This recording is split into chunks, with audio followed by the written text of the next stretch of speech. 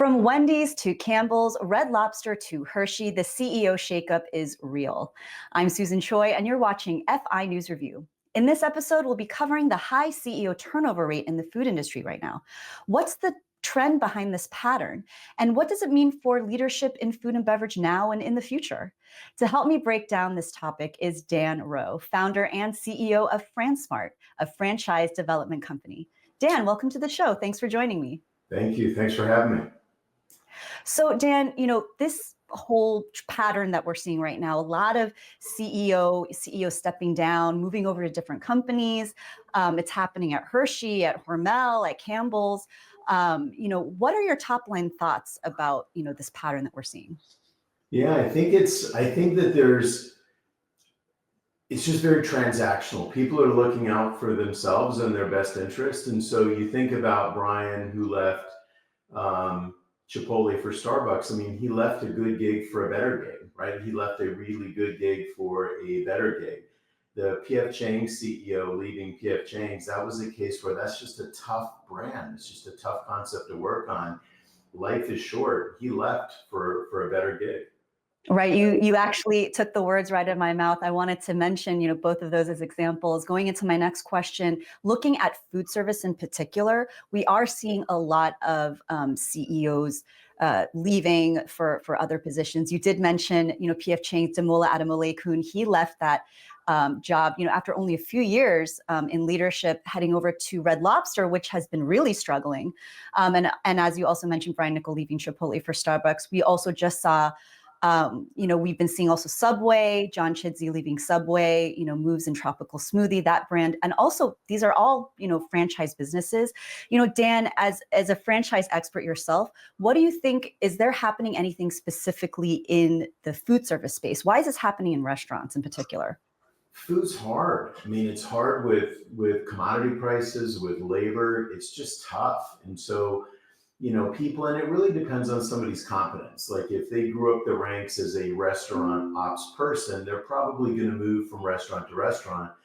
But if they were like a finance person, an M&A person, they've just got different opportunities to move around. I know that we had somebody leaving Campbell's for Washington Commanders.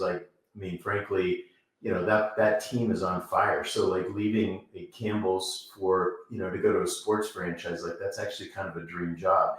But the bigger thing is, I think you're just finding people that are sort of looking out for themselves. What's in my best interest? Life is short. I want to enjoy what I do. The headwinds in restaurants are tough. And so, I understand why a lot of people wouldn't want to stay there if there was a greener pasture somewhere else. You certainly hit the nail on the head. Restaurants are tough, and food service is particularly tough right now with all that's going on. Egg prices for one, right, just skyrocketing.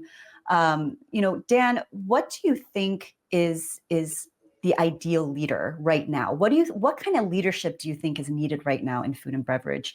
So what kind of skill set is needed right now?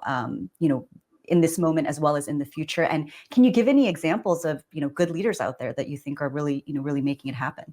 Yeah. So, I think what you need somebody who can figure out how to make money in the restaurant business. Like you need leaders that can figure out how to make their restaurants so profitable that people want to keep investing in them. Because once they sort of lose confidence and want to stop investing, bad things happen. Good people leave. A tough business becomes even tougher to operate. So there's probably a lot of skills that somebody needs, but probably the most important is someone who can take a concept, make it successful, make it relevant, see a good 10-year horizon, a good credible 10-year horizon where a rising tide is going to lift a lot of boats, so that all the executives want to stay, franchisees want to keep opening up more locations. But it's a little bit finance, it's a little bit marketing, it's a little bit visionary, it's a little bit crazy. Like you've got to get someone thinking outside of the box and engineering models that are a lot more profitable nowadays. So, Brian was a good one. He came from Taco Bell over to Chipotle, just slayed it with that brand. And so, he's a good example. But look at like Brett Schulman running 𝗂𝗏, or the guys running Sweetgreen, or the Morel family running Five Guys. Five Guys is just wildly successful.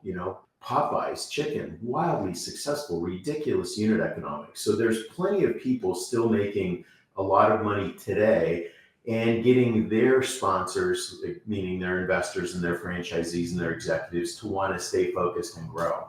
So there's plenty of it, but it's really tough going for someone that doesn't know what they're doing. And I think back about, like you mentioned, we talk about P.F. Chang's. It's like, that was just a tough road.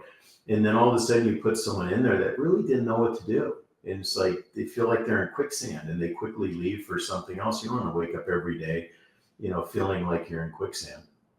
All right. Dan Rowe, founder and CEO of Fransmart. Dan, thanks again for joining me. You're welcome. Take care. And that wraps up our episode of FI News Review. I'm Susan Choi. And remember, you can always check out more of great content that we've done by clicking on this playlist. Till next time, take care.